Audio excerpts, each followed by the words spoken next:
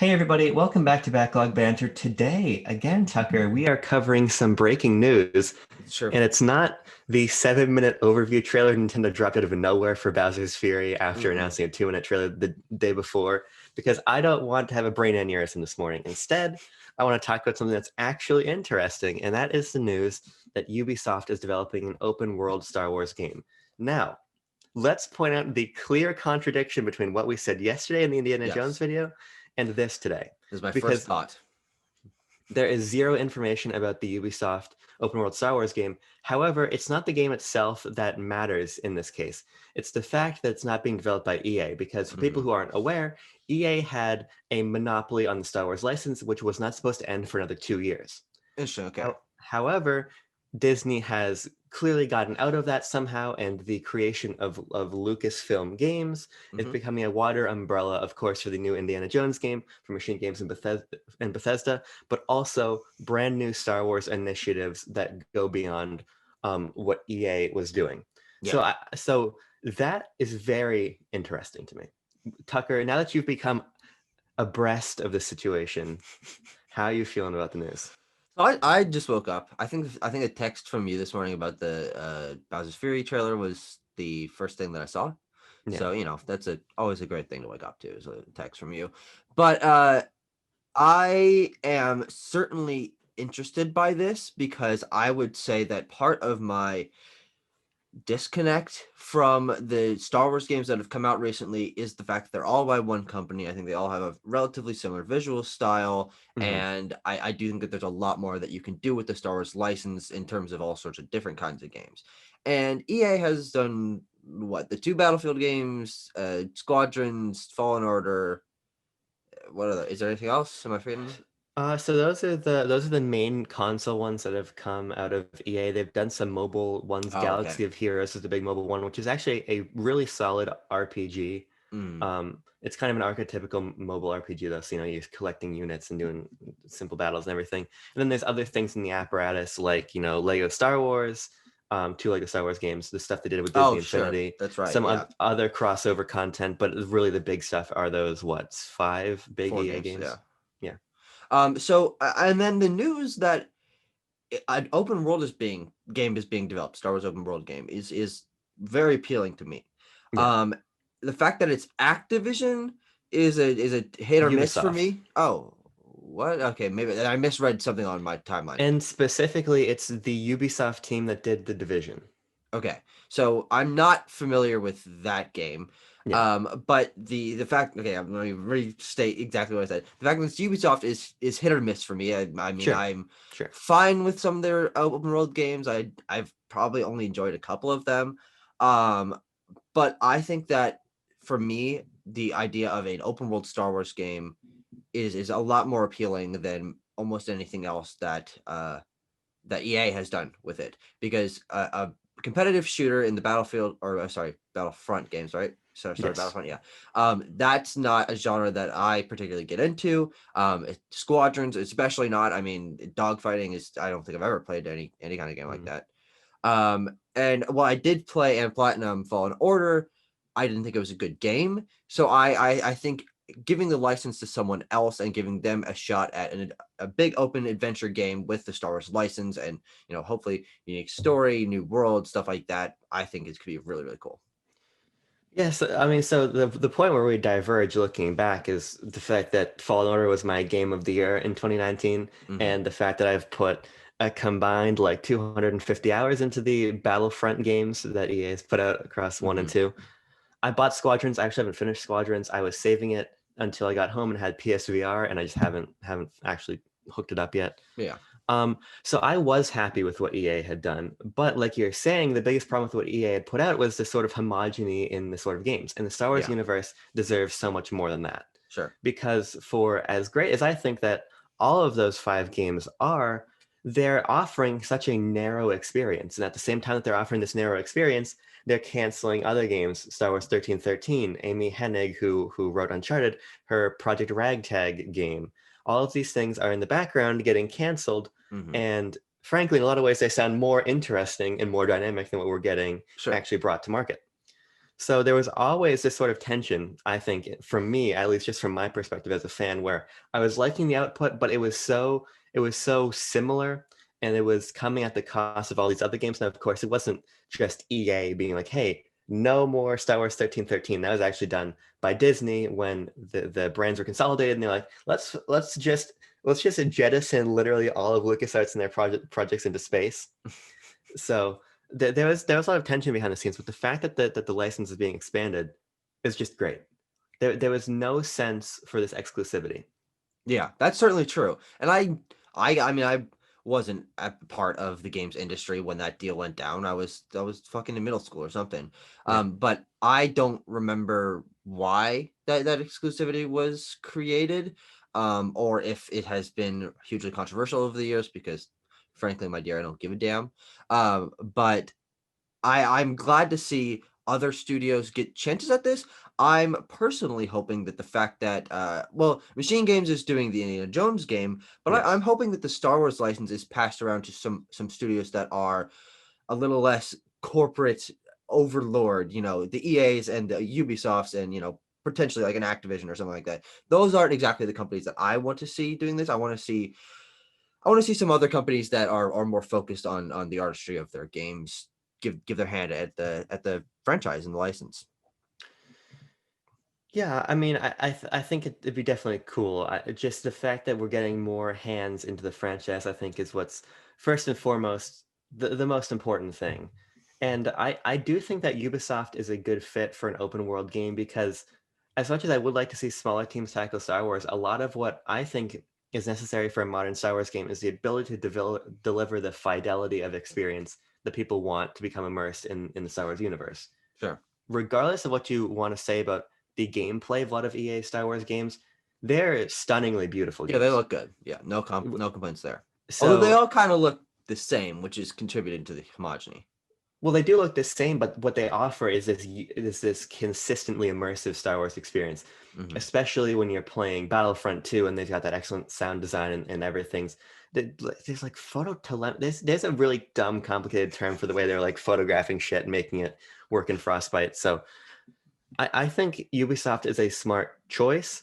I don't like the Division very much personally. Hmm. I played the beta for Division 1 and then I played the full game of Division 2, and while I saw big improvements there, I don't know personally. I don't know what it's going to turn into, and like I said yesterday, I have nothing to speculate on, so I'm not going to. You Sure. know, there's a st- there if a Machine Games Indiana Jones game was vague, an open world Star Wars game from Ubisoft is 10 times more vague. Yeah, because I mean, This especially we don't know if this is going to be handled in a Division Anthem kind of life servicey Sure. way. It could be an Assassin's Creedy thing. It could be a Far Cry thing. They have a lot of different subsets of that open world formula that develop because I mean Ubisoft is the open world game company essentially, and they could go a lot of different ways with it, and it's no there's no use speculating, but I still kind of want to, then let's speculate. at the end of the But day. before we speculate, because let's do that because it's going to be fun regardless. Because I mean, I've said this multiple times. I don't think there's any media franchise that I love more than Star Wars. Yeah. So I'd fucking sit here for It another hour and a scares me half a and little bit, speculate. to be I know honest. it scares you a little bit, but it's just a fact. I wake up But with cold sweat in the middle of the night. I'm like, oh god, Abram likes Star Wars a lot. Holy shit. but before we transition into speculation, I want to actually rope in something that you love, which Okay. wakes me up in a cold sweat, which is Marvel. And the reason I want to rope in Marvel is because Disney's handling of the Marvel license became a clear example of why the EA license was bad and why this sort of move I think was inevitable if Yes. Disney could get out of their exclusivity deal. And with fucking Disney money, of course you can get out of a deal Of with course. anybody. Yeah. But at the time that the Star Wars deal was made, it was a lot more traditional or just accepted that you were going to give your license exclusively to one house. I mean, this happened with the Spider-Man license going to Activision. This happened with the Bond license going to a bunch of different places. The Tony Hawk license, I think, also with Activision. So when they signed this deal, that was kind of that was the move. But then you see what they did with Marvel and how dynamic they were, giving Spider-Man to Insomniac, Yeah. giving Ultimate Alliance to Ninja Theory. I Wait, maybe isn't Ninja Theory the Team Ninja. yeah, that's wait. Isn't I'm gonna Ninja keep Theory the you look it Hellblade up. I'm team? gonna keep Okay. vamping. Ninja Theory makes some modern Ninja Gaiden games. Team Ninja, Is that true? one of them actually worked on Metroid Prime. No. Oh, hold on. I act hold on. Hold on. I activated Siri and it shut you up. Okay, that's not super helpful. No, but Ninja Theory is I was right, it is the Hellblade team. Okay, but that wasn't the answer as to who developed No, I was more curious Marvel about Ultimate that Alliance if I was 3. right or wrong. Marvel Ultimate Alliance 3, The Black Order, developed by Team Ninja. Yes, okay. Okay, nice. I was in the ballpark. I was Sure. in the ninja mindset. You had the same general occupation game studio. Basically, the point is that Disney and Marvel were making smart choices about where to hand their IP. I mean, they also made the choice to give Camouflage Iron Man VR and Square Enix and Crystal Dynamics Avengers. But the Mm, point is, the philosophy on the whole of sowing your seeds, sowing your wild oats as wide as you can yeah. with these licenses is a good move. So some of it is going to shake out and getting things like an open world Ubisoft game. So Tucker, as the resident guy who likes Rise of Skywalker and apparently is done with Star Wars, what do you want out of an open world Ubisoft Star Wars game? Now, I come of this with two minds because I have been I never like to see myself as someone who goes into something solely because of the franchise it's based on or something like that. Sure. I while I enjoy Harry Potter, I'm not quite intrigued by that Hogwarts Legacy game yet because there hasn't been reviews. I'm not exactly sure what it is. Unfortunately, I stick up my own butt when I was hyped for Avengers, and then was burned by that. Sure. So, and I think that sort of pulled me back to reality of okay, I shouldn't get into something just because it's a license that I'm familiar with. Um, and Star Wars as something that I have sort of more recently fallen out of love with. It was one of the things I always enjoyed as a kid, but I've started noticing the fatigue that I've had with it in recent months. Um, I think that they could do some interesting things with it. I played KOTOR, which you've played a little bit of now, on my fucking phone because it's Yes. a mobile version of it. And I thought that game was pretty cool, but also I was playing the fucking phone version. Sure. So that was not the ideal experience. But the idea of honestly like a cyberpunk style Star Wars game, but good, that could be pretty cool. So a cyberpunk style Star Wars game. Game, Oh, almost game Lord. of the year 2020. Hmm. Cyberpunk 2077. We'll agree to disagree on that one. But I mean, the concept of a Star Wars first person Western RPG is fantastic. Yeah, Keep in mind, I am not very familiar with Ubisoft's open world single player games, sure. but Have from you what played I any? understand, I think Far no. Cry 3 is the only one I've completed. Uh, they they've been a fucking ship in the night with me, Uh-huh. but that's not really the sort of game they're making. I think that'd be more of like an Obsidian thing, or more of a who is it? Private Division, Obsidian, or Bethesda proper, Sure. who would make that sort of game. What I would like out of a Ubisoft open world game is basically a modern Assassin's Creed game, but with Star Wars. Sure. Because from what I understand, people really do enjoy those modern Assassin's Creed games, and they seem Yeah. to have a lot more merit than the older ones. Um, and what I would like is I would like them to explore a time period that is within the confines of the saga, but not actually in an episode. So I'd like to go either between 6 and 7, between 3 and 4, and explore these sorts of really nebulous gaps of time. The gap between Revenge of the Sith and A New Hope is a lot more defined than Uh-huh. particularly episode 6 and episode 7. So I think Yes. True. jumping particularly between 6 and 7 and telling this sort of sprawling interplanetary story where you can see the rise of the First Order and the fall of the New Republic. I think there could be really interesting storytelling potential there, as well as the potential for different classes. You could be a Jedi, you could be a bounty hunter, you could be all these different things because the Jedi Order is being reinstated by Luke at the time. You Sure. could use this to bring back Kyle Katarn, you could bring back Mara Jade, you could do all kinds of things. But similar to the Mandalorian, I think that there is a way to have these sort of fan service elements that bring in older expanded universe elements to the new canon while also introducing new characters and locations and themes and ideas. Mhm. So I would just like to see whatever Ubisoft's game turns into from a gameplay perspective, do that. So I'm of a couple minds about this, and my nose is getting a little bit stuffed up. We're gonna push through that. Can't allow it. Um, I actually am someone who thinks that it would behoove the Star Wars series more if they were to create, and obviously they are, spend more time focusing on new periods of time in the, Sure. you know, the overall timeline or entirely unrelated areas of the galaxy. Because I think that there's a little more storytelling potential if they're not leaning back on, okay, you're fighting stormtroopers or you know, first order stormtroopers, I guess, or meeting characters that you're already familiar with to create these new iconic characters, to create something that feels unique to the game itself and fits a video game formula a little more. Like if they can dive into these new characters that they can formulate side quests around and development over time in that way, that would be really cool. And it would give them a little more creative freedom, I think. The idea of having fan service in terms of returning game characters, like you said, Kyle Katarn or something like that, is fun, but for the fan service, I'm a little bit done with Star Wars. For me, Sure. Star Wars is the adventure. It's the world, weird planets. It's the interplanetary shooty adventures, and that can be slapped anywhere in time, anywhere in space, and there's a lot of potential for it. So I think leaving behind that Skywalker saga gaps um, would give this game a fresh enough feel, and I think unfortunately not pull in more fans because most Star Wars fans are looking for the fan service rather than new story in the Star Wars universe. But I think that would be really cool.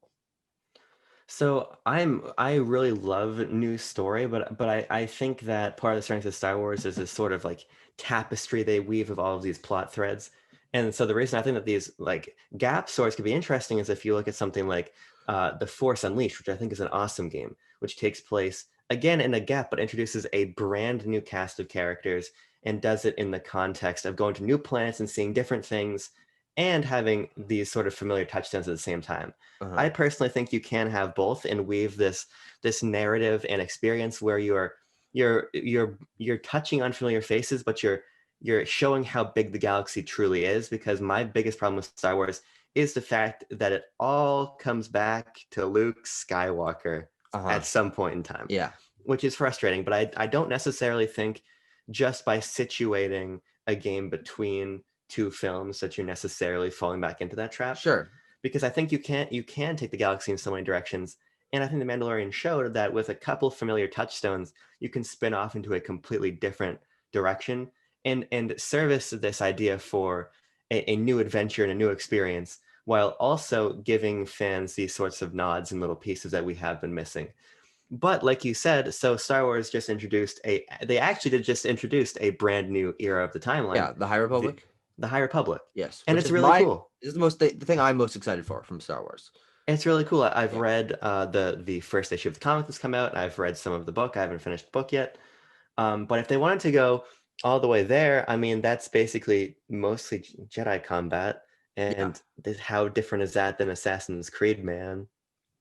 Running around and doing things with his Sure. little wrist. Do they still have hidden blades? I don't know. No I clue. One of them's a Viking. one of them is a Viking, and I think Yeah. its name is Ivor. Oh, that's a not sure how I feel about that one. But I mean, there are a lot of possibilities. I will say one thing I don't want it to be. Okay. I don't want it to be a persistent service game. Uh-huh.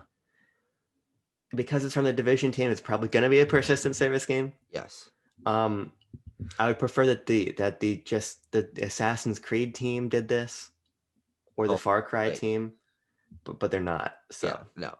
And at the end of the day, I think it's good to set our expectations properly to that.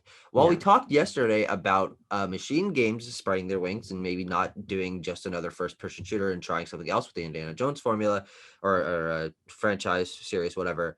Um, I from my perspective on Ubisoft, their studios are not quite as experimental within their series or trying new things. So I think that the fact, do you want to refute that? I'm not sure my claim is actually founded, but Well, I mean, Ubisoft does experiment more, but it's usually by creating new teams and having new teams exactly. do different projects. That's what I was getting at.